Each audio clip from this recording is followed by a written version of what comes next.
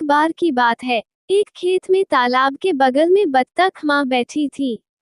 उसके अंडों पर उसका घोंसला। गर्मी का दिन था। धीरे धीरे एक एक करके उसके अंडे सब खुल गया। सभी बत्तखों ने कहा क्वैक क्वैक, लेकिन एक अंडे ने किया हिच नहीं। दादाजी बत्तख ने सारी आवाज सुनी और माँ बत्तख से मिलने गए। बत्तख माँ ने उसे उस अंडे के बारे में बताया जो फूटा नहीं था। दादा बत्तख को लगा कि अंडा टकी के अंडे जैसा लग रहा है क्योंकि वो बहुत बड़ा था। कुछ दिनों के इंतजार के बाद बड़ा अंडा फूटा। माँ बत्तख देखी कि बत्तख का बच्चा बाकियों जैसा नहीं था।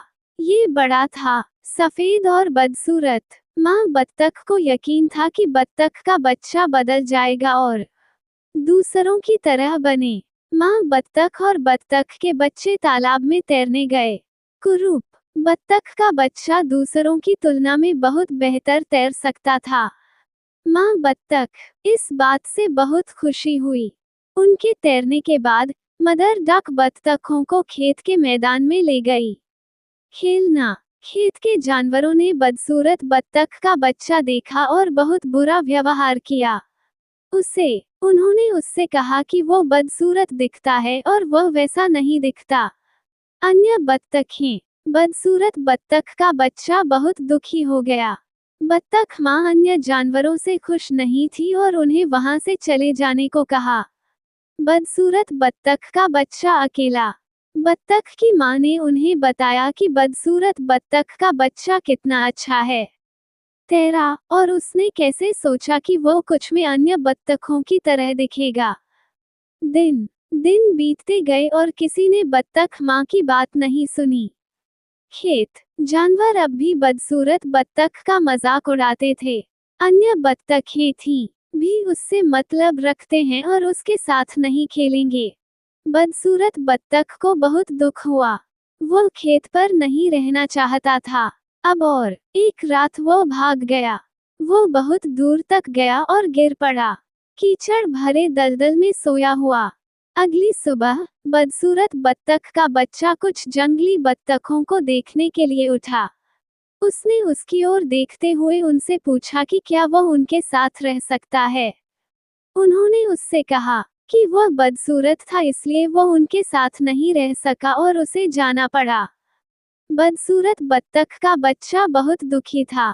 कोई भी उसका मित्र बनने को तैयार नहीं था क्योंकि वह बहुत बदसूरत था। बारिश होने लगी तो अगली डकलिंग को एक मिल गया शुष्क रहने का स्थान। उसने एक पुराने घर के बरामदे के नीचे शरण ली। अगले दिन घर का दरवाजा खुला और एक बड़ा कुत्ता बाहर आया। कुत्ते ने बदसूरत बत्तख पर भौंकना शुरू कर दिया और बत्तख को बहुत दूर भागना पड़ा। जल्दी से दिन बीतते गए और सर्दी आ गई। बदसूरत बत्तख बहुत ठंडी थी।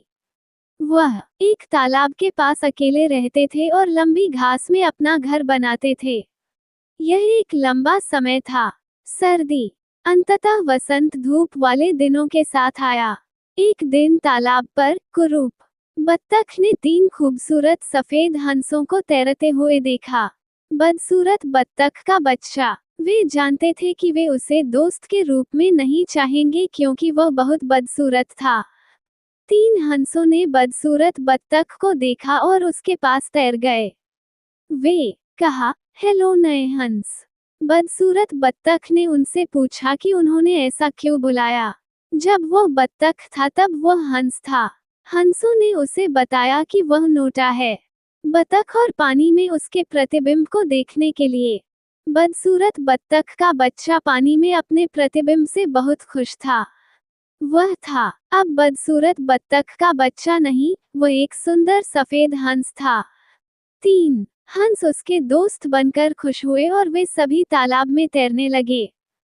चारों हंस आकाश में उड़ गए। बदसूरत बत्तख का बच्चा बहुत था। सुंदर सफेद हंस। वह मैदान पर मौजूद बच्चों से बहुत खुश थे। जब हंस उनके ऊपर से उड़े तो तालियां बजाईं।